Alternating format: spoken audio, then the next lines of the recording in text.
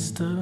Uncertain is always advised to follow his heart. Jgħidu li iktar ma tixtri affarijiet, iktar għandek dwejjaq f'ħajtek. Meta xtrajt ħafna minn dawn l-affarijiet kelli balla dwejjaq f'ħajti, tistgħu taraw. Jiġifieri, dik l-ewwel ħaġa li tiġini f'moħħi mhux il-films. On the record. Jiġifieri jekk hemm xi ħadd qed jisma' li jgħid jixtri ħafna affarijiet biex iħossu iktar kuntent, neħħiha minn moħħok. Imma l-inqas iservu xi ħaġa. Meta kelli 17-il sena, bdejt nikteb stejjer bl-Ingliż, out of the blue. U ommi ta' qalb tajba li batithom, urithom li l-kuġin tagħha li huwa Ray Pitrelli, huwa artist. U kien għalila, kemmu bravu, għidlu jiġi sandi l-studio, ngħidu kelma. U mort għandu, u fil-kamra ta' ġewwa kellu xi paperbacks tal-Penguin, kellu Kafka, Borges, ma konx naf x'inhuma dawn l-affarijiet. U kien sellif li xi 4 kotba, u minn da I never looked back, kind of. U bdejt niskopri li hemm dinja sħiħa li ma kellix idea fuq xejn, għax qatt ma kont esposta liha. I was, first of all, I was in an English-speaking family. And my father owned out of books, militancia and fiction, and it was all in English, really, mostly. So I would read in English. Also at school, I mean, the only Maltese was spoken in the Maltese lesson. So I was not really exposed to any Maltese literature, except some Trevor Zara here and there, but I can't even mention like books. I would read the Satar magazine, which used to be passed around in schools.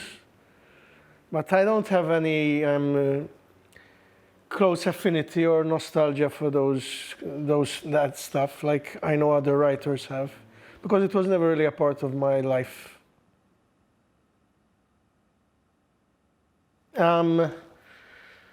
Lejn kon nikteb bl-Ingliż. U meta bdejt nikteb bis-serjetà biex ngħidu hekk bl-Ingliż kont nikteb, meta kont l-università fil-bidu tad-disajnijiet. Imbagħad kont mort ngħix Praga, fir-Repubblika Ċeka. U hemmhekk kelli speċi ta' epifanija fej realizzajt li jiena bniedem mingħajr lingwa u mingħajr sens ta' eruq, sens ta' pajjiż. U ħaġa li għenitni biex niskopri li għandi lingwa u li għandi pajjiż u eruq u li jiena fil-fatt bniedem komplut, u mhux biss idea ta' bniedem, kien meta li bdejt nikteb bil-Malti. Mhux għax il-Malti per se, seta' kien il-Latin, whatever. Għaliex il-Malti, meta bdejt nikteb kliem bil-Malti, bdejt inħoss affinità mal-idejat wara l-kliem.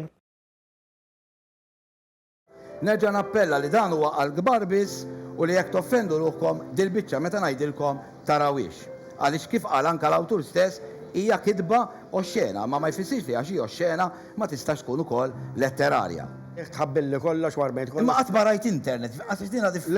Le, qatt ma rajt internet. Astaf x'inhu? Qatt ma rajt internet. Smajt ħafna fuqu, Ekku. Smajt ħafna diskors fuqu u naf xi jkun hemm fuq ukoll internet jiena. Jkun hemm pornografija illi tista' sejħra pornografija bestjali. Da żebel! Reazzjoni le ma stennejtx. Ħadd ma jemminni ma stennejtx li kun hemm reazzjoni. Forsi għax jien baħnan ma nafx. Li ġara kien li din l-istorja kont ktibta fin-1997. Imbagħad ħallejta hemm. Imbagħad kont dejt isni naqqat l-istejjer li kont ktib bil-Malti f'kollezzjoni f'Ġabra li kien jisimha exclamation mark, just an exclamation mark was the title. U dik kienet waħda minnhom li tkisser sewwi. Imma dak ktib qatt ma sar. Ma' Camilleri kon nafu għax jien kont indoq ma' band Hunter's Palace u kien fan tagħna. He wasn't like your ordinary 16-year-old. And that was it. I mean, then I moved to Luxembourg and then to Brussels. And one fine day I received an email u għalli isma' għandi dal-magazin realtà. Kontx naf xejn fuq. U għandi bżonn xi fiction, hekk xi storja. U inti naf tikteb hekk, kont għandi ma pubblikajt xejn dak iż-żmien. Ibgħat li xi ħaġa. U jiena ftakar dik l-istorja. U għed Mark nidem daqxej hekk ta' gazz. Jixtieq xi ħaġa mhux komuni. U għed ġurnal fl-università l-istudenti ma kellix l-idea mandu ngħidx li l-affarijiet m'għadhomx site specific iżjed, id-dinja m'għadix hekk. U tajtielu. Next thing I know, I didn't know, naf li kellhom ħafna inkwit fl-editorial board ta' realtà fuq jekk għandhom jippubblikaw jew le, kellhom ħafna dibattiti. You know, I was fine. Bil-kemm ħassejta minn hawn, hawnhekk dinja oħra. I mean, I have a reputation for writing novels quite quickly, but it's not true at all because I took many, many years to write them. Like Is-Sriep took me like 12 years, something like that, from the beginnings of it till it was published. Because I don't write a novel, I sit down and say, okay, in a year this is going to be done. It's just bits and pieces which slowly come together, you know. My writing process used to be not very fixed, you know. I didn't have a process as such. I'm not the kind of person who wakes up at 6 a.m., you know, puts on his favorite shoes, you know, and drinks like a 7-Up, 3/4 full, and then meditates for 3 minutes and then starts writing. And I would just write whenever I had to. I remember when in those early years when I was discovering literature, one writer I did not mention was Garcia Marquez. And I'd seen an interview with him on Rai TV, where he said every day writing a sentence is getting harder and harder.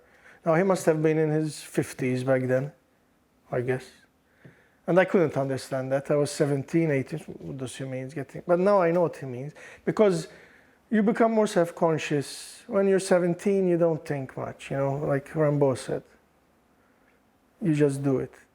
And I wish I could be like that again. But one other reason why I find it harder and harder is because I got this kind of fame. And that was like a curse in a way. Because before I used to write in a very personal way, like I'm talking to myself. I never used to consider that one day these things are going to be published and other people are going to read them. So it was very much, I was in this zone. Now I'm not in that zone anymore. When I write, without really wanting to, it's not that I think, oh, I can't write. It's not self-censorship, but that zone has been punctured. That intimacy I had is hard to get now, because maybe I am thinking about an audience deep down. Not that I want to please them or anything, but just the fact that I'm no longer in a room on my own when I write, even when I am. I hate that. I wish I didn't have that burden. It was a job. It was also an excuse to leave Malta again, because I had returned from Prague. But not only it was a job writing in Maltese. At a time, I got this job at a time when I needed to brush up my Maltese, because I used to write il-qamar sabiħa, not il-qamar sabiħ. Honestly, that's pathetic. But yeah, my Maltese wasn't up to scratch. So I sat down and taught myself, you know, correct Maltese, orthographic Maltese. It came quite quickly, actually, much quicker than I expected, because I think I already knew Maltese, but I wasn't able to express it. And I needed that Maltese to write in Maltese, and also for my work, obviously. In the early years, the work was a great help. But then it became a handicap because I was translating, and I still do, European Union documents, which are bureaucratic and that kind of stiff, formal kind of Maltese entered into my creative writing. And it's hard to unlearn that. Quite a number of Maltese translators here in Brussels are writers. Pierre Mela, Simon Bartolo, Loranne Vella. I mean, no other language in the European Union had that many writers as translators. In fact, it was remarked to me and to others, why are all these Maltese writers moving to Brussels? But that's because the Maltese context is very particular. Even the translation industry was very young. When we became translators, it was basically just beginning because there was a need for it. And so who are the people who want to travel abroad and translate mostly?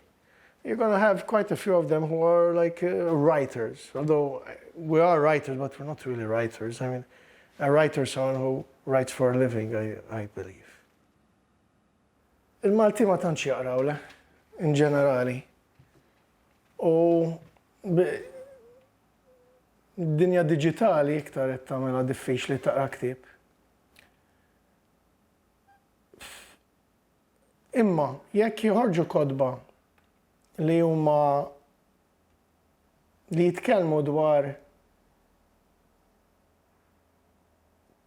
ir-realtà toħroġ ħażina ħafna di. Imma li qed nipprova ngħidu li jekk il-litteratura Maltija ssir mhux essenzjali, imma ssir parti mill-fabric tal-ħajja tan-nies. Imbagħad ikun mistħoq li tinqara iżjed.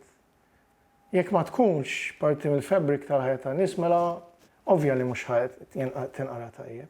Jien li nibża huwa li m'hemmx sistema, m'hemmx struttura biex tkun parti mill-fabric tan-nies. Anke jekk hemm nies li qed jaħdmu fuqha di, imma jien inħoss li mill-ftit li għadni nifhem dwar il-kultura Maltija li għad hemm ħafna xogħol xi jsir biex in-nies ikunu biex in-nies ikollhom il-bżonn li jaqraw. Isu m'hemmx bżonn. U dik hija problema. Ma tistax twaħħal fil-qarrejja biss jew in-nuqqas ta' qarrejja, għax forsi l-kittieba mhumiex tajbin biżżejjed. Min jaf.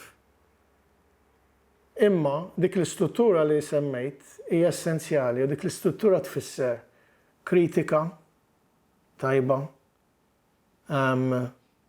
u kontinwa. Publishers, pubblikaturi li huma iktar hands-on, iktar proactive, mhux joħorġu l-ktieb u daqshekk, jew joħorġu l-kotba son pastizzi.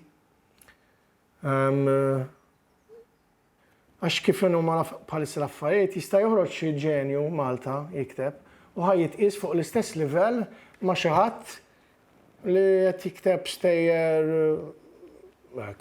ordinarjissimi.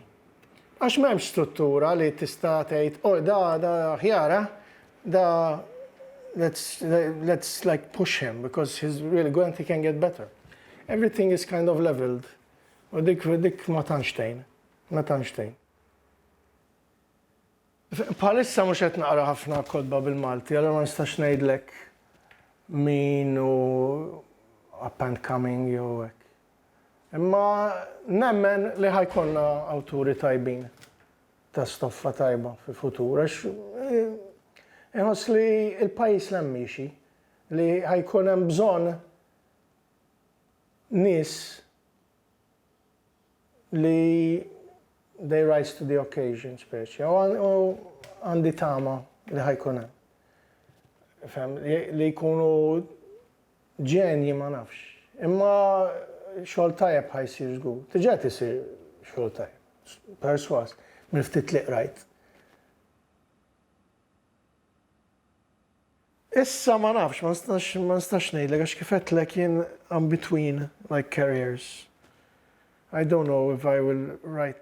I have ideas to write about Malta. I have 2 novels which are about Malta, basically, which I'd like to finish.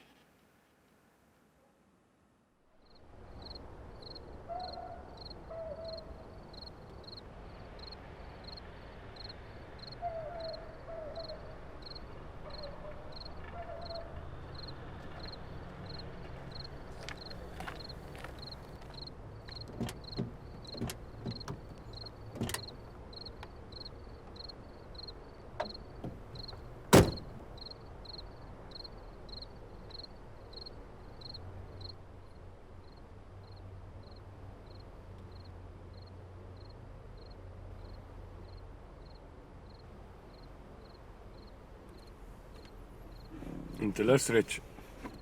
Iva. Żgur? Iva, żgur. All right, ma.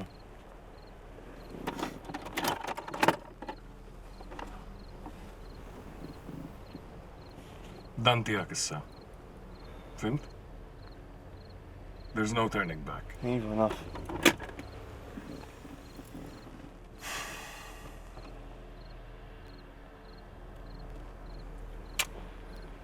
Tgħid li xej? Ma waw xej jisbaħ minn dal-kwieta.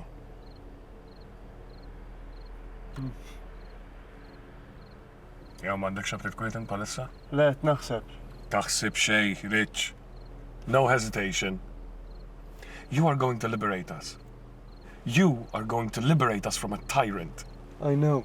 ċabu zibel pajis. Mandra. Stalina biex dal Iva, naf. Smani. Mumiex fanfaruni bħal mintof li bidlu dal-pajis. Ma nies bħalna, nies bħalek. Nies onesti u tarida tajba. Ġifieri jekk tittaħseb aħseb fuq hekk. Żgur. ċert li m'hemmx mod ieħor kif jisab. Kont f'kull laqa. Iddiskutejna kemm iddiskutejna. Ta' mintu qed nitkellmu ta' xejn ma jista' jelbu minn hemm, aħna li nistgħu nbidlu xi ħaġa. Diplomazija ma twaslek imkien. All right, Raj. Mbagħad wara. Id-dajsa? Il-missjoni. Neħduk sqallija, mbagħad neħduk Londra, mbagħad terġa' tiġi lura. Iva. Terġa' tiġi lura l-familtek. Tiġi lura għal Malta ġdida. Unsung hero. Ma dak tem fuq ikun jaf x'għamilt. Mela.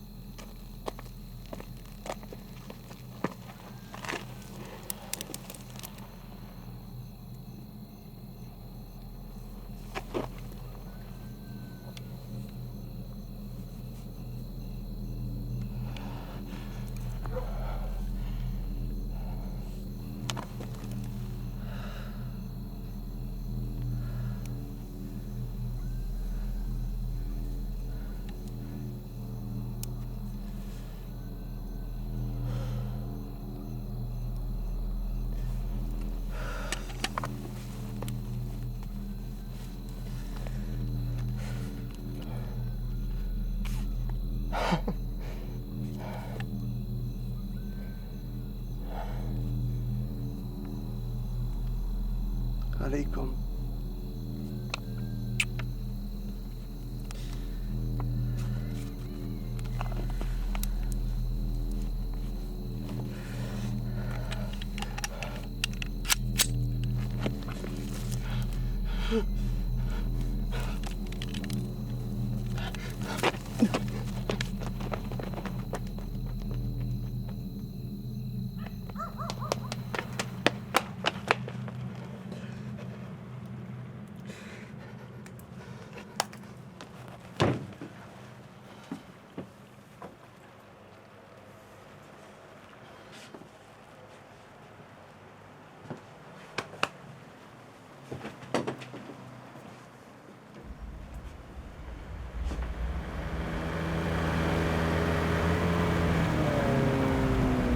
Għalfej waqfna?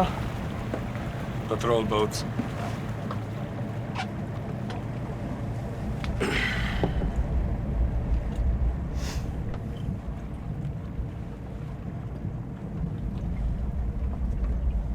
Kien hemm gard, Roġ. Ma ġara xejn. Dak ten fuq jaħfer il-kulħadd. L-oħrajn nispjegalhom jien. U sa xiex? Sqalija? Bat Londra, bat terġa' tiġi lura. Tkun isek ħadd btala.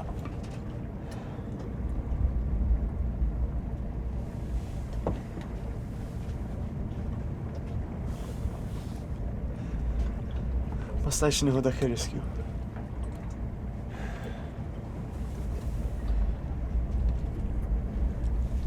Tinkwetax. Seta tkun tista' tgawdi l-kwiet. Issa għadda kollox. Grazzi.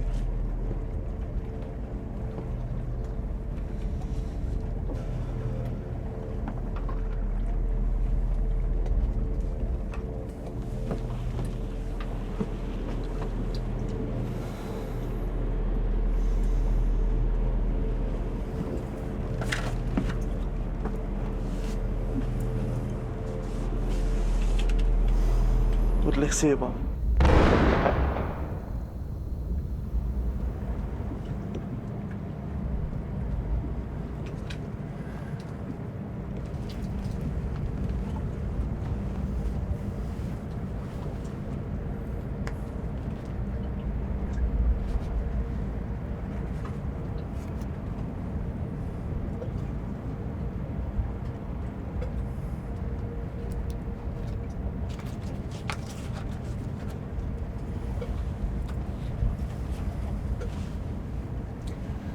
Tlaqna.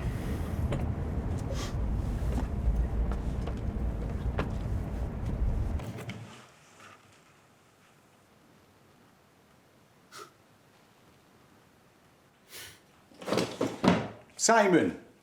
What? Hey, hello, huh? Madonna, kif xbajt. Oh, I don't know how we're gonna manage to clear all this away in this heat, huh? Madonna, Simon, kem teret. She's dead. And you didn't even make it to the funeral. I was in India. I told you, I did my best. Mhux your best, too. I was in Brussels, naħdem, and I flew over immediately. Isma, I know your geography isn't great, ma bej Brussel u l-Indja mbaħar jaqsam, ta' Literalment fil-fatt. Xiex. Never mind, Babbu tal, I just wanted to show you this.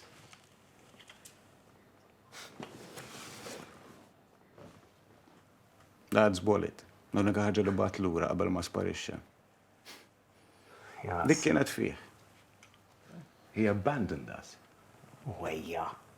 I'm sure he had his reasons. Oh, Mallow. Isma, you can't just assume the worst thing. You're saying he just ran away and abandoned us. How do you know that? You know how many things can happen to people. Tela, ma tiftakarx il-mami dejjem tinkwieta u titbaqbaq tipo? Dejjem nistennew, dejjem immorru l-airport inċemplu l-emmolaw u intu ma smajt xej? Xej, għax intu dejjem s-soltu storja, u intu dejjem fucking hemm fuq tkunu. Oh, come on, man, this thing of he abandoned us. You don't know.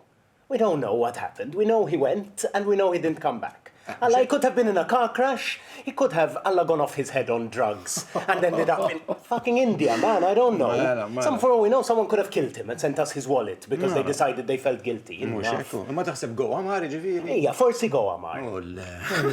There's no hard evidence and you're just assuming the worst. Yeah, we don't need it. Insomma, trust you to defend him. I mean, dejjemek. Però għal-funeral tal-mami ma tiġix. Allah, no. Well, you think I don't care? Ma importanix palissa. Ejja ħaneħilsu, daqt irrid immur. Roger stedinni għal-barbecue. Għadu jibni u jaqret dak il-xieħ. Roger Junior stedinni babbu u għaha. Għajet ħajja xiex id-dar.